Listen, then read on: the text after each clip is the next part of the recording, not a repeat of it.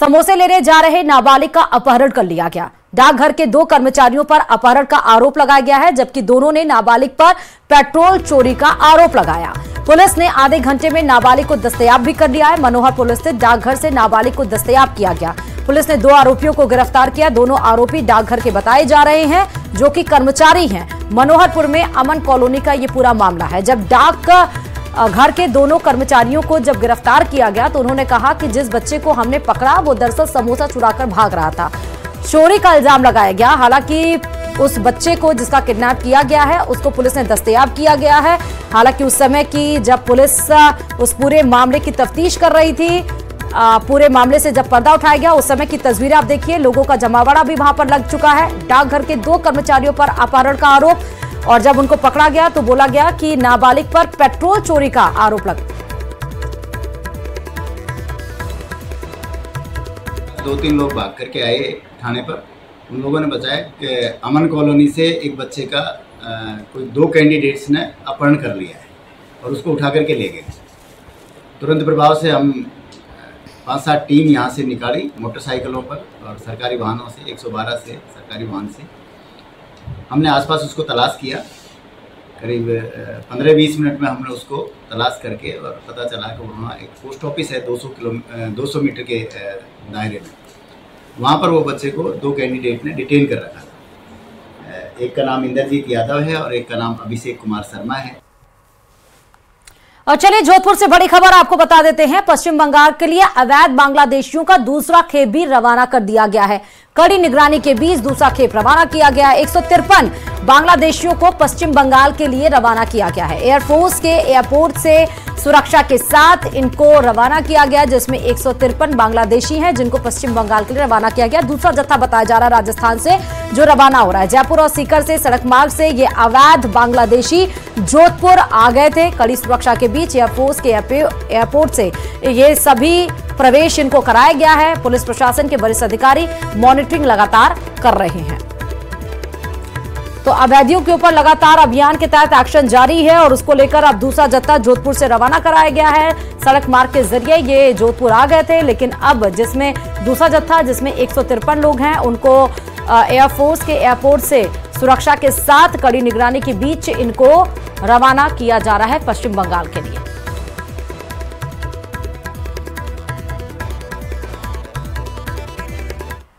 और ACB action से जुड़ी बड़ी खबर जयपुर से यह है कि सवाई माधोपुर रिश्वत कांड में आज एएसपी सुरेंद्र शर्मा और दोनों दलालों को जो एसीबी ने पकड़ा था उनकी रिमांड अवधि अब पूरी हो गई है और आज कोर्ट में तीनों की पेशी होगी। मासिक बंदी देने वाले अधिकारियों की भी जानकारी लगातार एसीबी के द्वारा जुटाई जा रही है। कोई और बड़े खुलासे भी हो सकते हैं। हालांकि एएसपी सुरेंद्र और जो दोनों दलाल जो अलग अलग विभागों में लगातार वसूली का काम करते थे उनकी गिरफ्तारी हुई। उसके बाद कोर्ट में उनको पेश किया गया था, रिमांड पर भेजा गया था। आज रिमांड अवधि खत्म हो रही है। पुलिस इन तीनों को कोर्ट में पेश करेगी। आगे की दलीलों पर हमारी नजर जरूर बनी रहेगी, लेकिन आज कोर्ट में तीनों की पेशी होगी। उसके साथ साथ जो मासिक बंदी देने वाले अधिकारी हैं उनकी भी जानकारी लगातार एसीबी के द्वारा जुटाई जा रही है।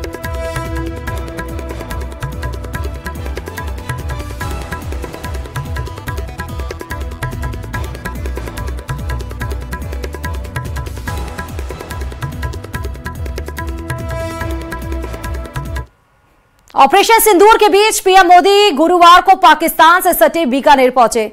यहां से पीएम ने पाकिस्तान के साथ ही पूरी दुनिया को संदेश दिया कि भारत की तरफ उठी हर बुरी नीयत का करारा जवाब दिया जाएगा। देखिए रिपोर्ट। जो सिंदूर मिटाने निकले थे उन्हें मिट्टी में मिलाया है।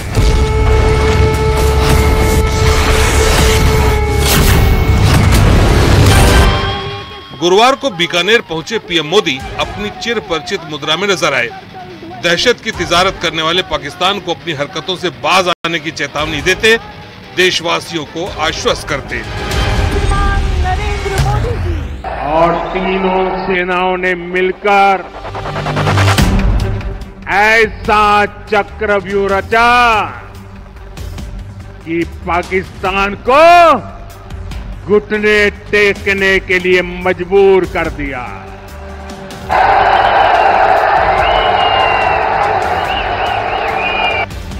दुनिया ने और देश के दुश्मनों ने भी देख लिया कि जब सिंदूर बारूद बन जाता है तो नतीजा क्या होता है।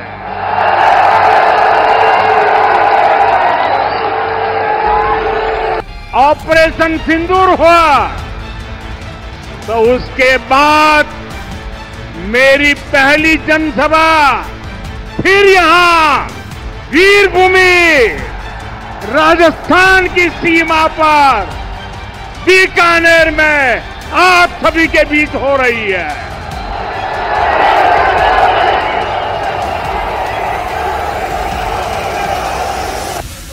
पीएम मोदी ने बीकानेर में अपने संबोधन में न सिर्फ भारतीय सेना की ताकत का बखान किया, बल्कि दुश्मनों के खिलाफ भारत कैसी नीति और रीति पर काम कर रहा है, इसका भी बखूबी उल्लेख किया।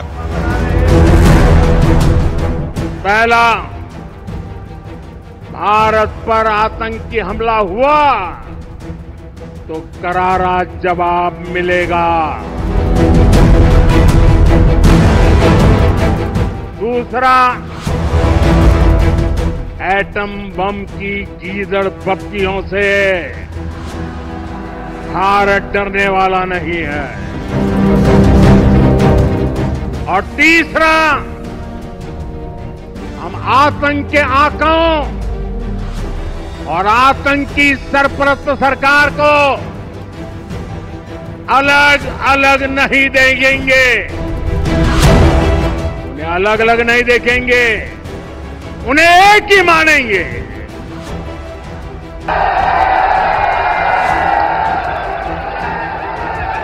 और अब तो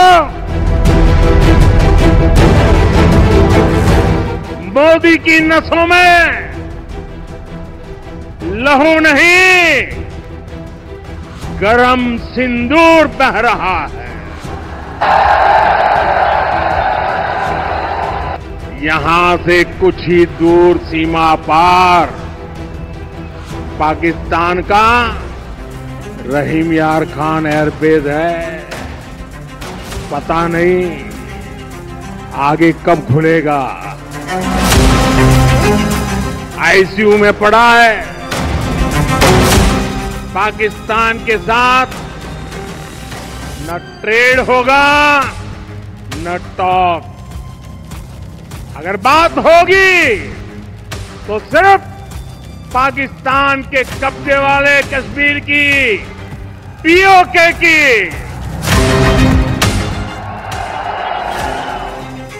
प्रधानमंत्री नरेंद्र मोदी ने कहा कि अब पाकिस्तान से सिर्फ पीओके और आतंकवाद पर ही बात होगी। Bureau report, news 18 Rajasthan.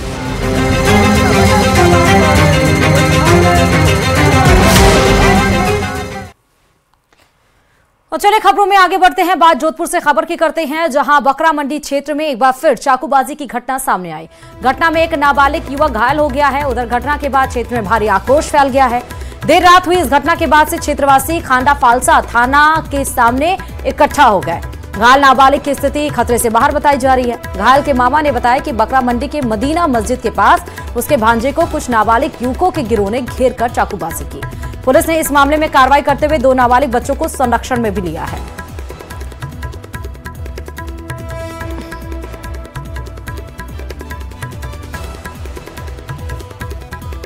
बकरा मंडी क्षेत्र में छोटू साहब पान वाले की गली के सामने मदीना मस्जिद के पास में घटना हुई। छोटे बच्चे थे, कुछ 5-6 लोग बच्चे हैं जो अपनी जेब में चाकू लेके घूमते हैं, और मेरे भांजा जो 15-16 साल का है उसका घेराव किया और उसके ऊपर चाकू से हमला किया। ये घटना आज पहले नहीं हुई, इससे पहले भी 2 दिन पूर्व भी एक बच्चे के साथ में सेम हुआ, उसको भी धारदार हथियार से उस पर भी हमला किया। और इसमें परिवारजनों को भी चाहिए कि अपने बच्चों का ध्यान रखें कि वो इस तरीके की हरकत करते हैं या उनके पास अगर कोई हथियार ऐसा रहता है तो उनको भी ध्यान रखना चाहिए। और मैं प्रशासन से भी ये निवेदन करूंगा कि ऐसे बच्चे और ऐसे परिवारजन के खिलाफ कार्रवाई करें। और अब बात भरतपुर के भुसावर से बड़ी खबर की। राजस्थान ग्रामीण बैंक में आग लग गई है। लोगों ने पुलिस सहित बैंक कर्मियों को सूचना दी। करीब आधे घंटे बाद बैंक कर्मियों ने बैंक कर्मी पहुंचे और उन्होंने बैंक परिसर की शटर खोली है। दमकल की मदद से आग पर काबू पाने के प्रयास शुरू कर दिए गए हैं। बैंक के फर्नीचर, इलेक्ट्रॉनिक उपकरण सहित फाइलों में नुकसान बताया जा रहा है।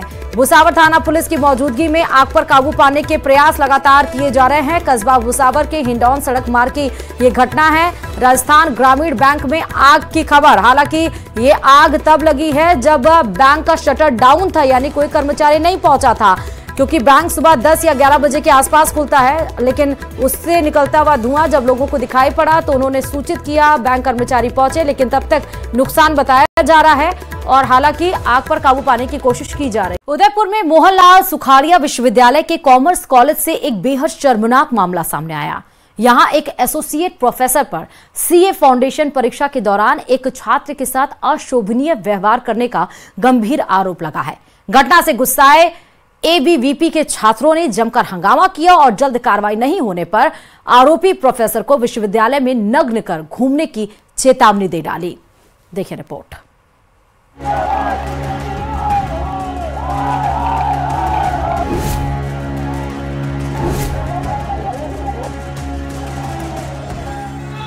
ये गुस्सा, ये नाराजगी, ये नारेबाजी उस प्रोफेसर के खिलाफ है जिस पर छात्र के साथ चेकिंग के नाम पर आपत्तिजनक हरकत करने का आरोप लगा है।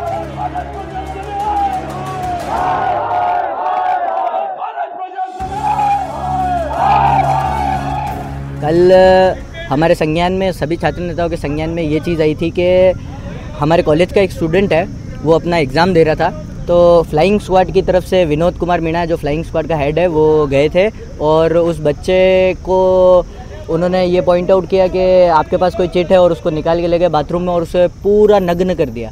उसके शरीर पे, तन पे एक कपड़ा भी नहीं रहने दिया और उसको, उस बच्चे ने विनोद कुमार मीणा पर पॉक्सो एक्ट में मुकदमा दर्ज करवाया और ये भी आरोप लगाए हैं कि मेरे साथ में हैरेसमेंट किया है वहाँ बाथरूम के अंदर, मुझे पूरा नग्न कर। तो हम लोग आज सभी छात्र नेता, हमारे संज्ञान में ये चीज़ आई थी, तो हम उस चीज़ का विरोध करना है कि इस तरीके का टीचर जो है वो हमारे कॉलेज के लिए शोभनीय बिल्कुल भी नहीं है और उसे कॉलेज की तरफ से उसके ऊपर एक मुकदमा कराना चाहिए, क्योंकि इस तरीके का अधिकार किसी भी फ्लाइंग स्क्वाड के मेंबर को नहीं है कि आप बच्चे के कपड़े खुलवाएं।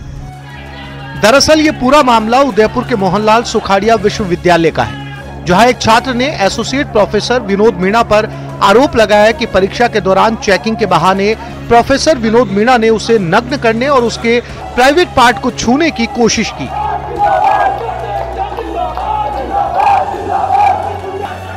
पीड़ित छात्र ने प्रोफेसर के खिलाफ पॉक्सो एक्ट में केस दर्ज करवाया है।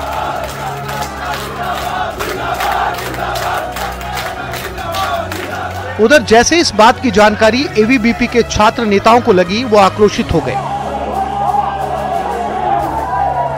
और आरोपी प्रोफेसर के खिलाफ कार्रवाई की मांग को लेकर डीन दफ्तर का घेराव कर लिया और जोरदार नारेबाजी की। हंगामा बढ़ता देख पुलिस के जवान मौके पर पहुंच गए और छात्रों से समझाइश की कोशिश की। इस तरीके का कृत्य कॉलेज के अंदर नहीं होना चाहिए। रैगिंग इक्विवेलेंट टू रैगिंग है, ये दुष्कर्म के इक्विवेलेंट है। किसी बच्चे को आप बिल्कुल नग्न कर रहे हो। और हम लोगों ने आज कॉलेज प्रशासन को ये भी चेतावनी दी है कि अगर इस पर कोई कार्रवाई नहीं हुई, कॉलेज ने यूनिवर्सिटी की तरफ से कमेटी भी बनाई, हमने रजिस्ट्रार सर को यहाँ बुलवाया था, कमेटी बनाई है और उस कमेटी के हेड भी रजिस्ट्रार सर हैं और बहुत सारे प्रोफेसर जो हमारी इच्छा के अनुसार प्रोफेसर लिए गए हैं उस कमेटी के अंदर। MS ढाका सर है, सीमा जलान मैम है, अविनाश पवार सर है, इन सबको कमेटी के अंदर लिया गया है। और हमने ये चेतावनी भी दी है सभी छात्रों ने कि अगर हमारे कहने पर हम लोगों को जो बोला है, हमारे सामने जो FIR वगैरह लॉन्च की गई है, इन पे कोई एक्शन नहीं हुआ, विनोद कुमार मीणा पे कॉलेज प्रशासन और यूनिवर्सिटी प्रशासन की तरफ से कोई एक्शन नहीं हुआ, तो हम लोग कॉलेज के अंदर आएंगे, विनोद कुमार सर मीणा को बाहर लाएंगे, गधे के ऊपर बिठाएंगे नग्न अवस्था में और मुंह काला करेंगे, जूते चप्पल की माला पहना के पूरी यूनिवर्सिटी घुमाएंगे। छात्रों के प्रदर्शन के बाद कॉलेज के डीन ने विश्वविद्यालय स्तर पर एक कमेटी गठित की, जो कि इस मामले की जांच कर रिपोर्ट सौंपेगी। यहाँ पर आए थे, उन्होंने अपनी परिवेदना दर्ज कराई और उसको संज्ञान में ले लिया गया था। उसके तुरंत बाद एग्ज़ाम का जो 4 बजे का शेड्यूल था, उस एग्ज़ाम को फिनिश करने के बाद हमने पूरी कार्रवाई की है। चूँकि सारा स्टाफ हमारा कल 4 बजे के बाद चला जाता है, आते ही सुबह आते हैं हमने पूरी कार्रवाई प्रारंभ कर दी और एक कमेटी विश्वविद्यालय स्तर पर गठित कर दी गई है जो आपकी निष्पक्ष जांच करके हमारे जो छात्र प्रतिनिधि है उनके सहयोग से ये कार्य किया है। तो वहीं भोपालपुरा थाना पुलिस ने भी छात्र की तहरीर पर जांच शुरू कर दी। एक लड़का है जो सीए फाउंडेशन कोर्स के लिए एग्ज़ाम में 2 दिन पहले मंडे 19 तारीख को अपीयर हुआ था।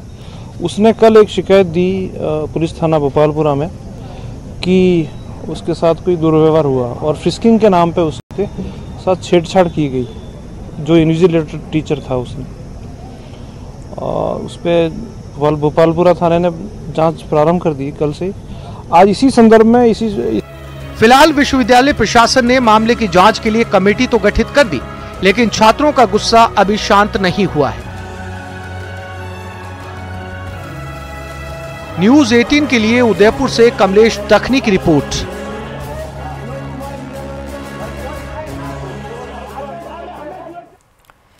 तो चलिए अब बात भरतपुर से खबर की करते हैं, जहां नदबई इलाके में 2 किलोमीटर के सड़क किनारे जंगल क्षेत्र में आग फैल गई, जिस पर करीब 5 फायर ब्रिगेड की गाड़ियों से काबू पाया गया। रात करीब 12 बजे बाद आग पर पूरी तरह से काबू पा लिया गया।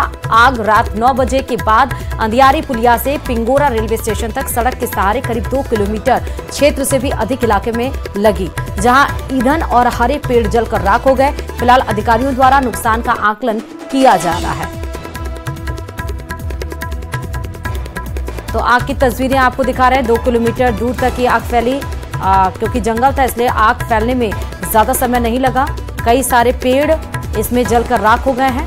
5 फायर ब्रिगेड की गाड़ियां मौके पर लगी और कड़ी मशक्कत के बाद आखिरकार आग पर काबू पाया गया। कितना नुकसान हुआ इसका आकलन किया जाएगा।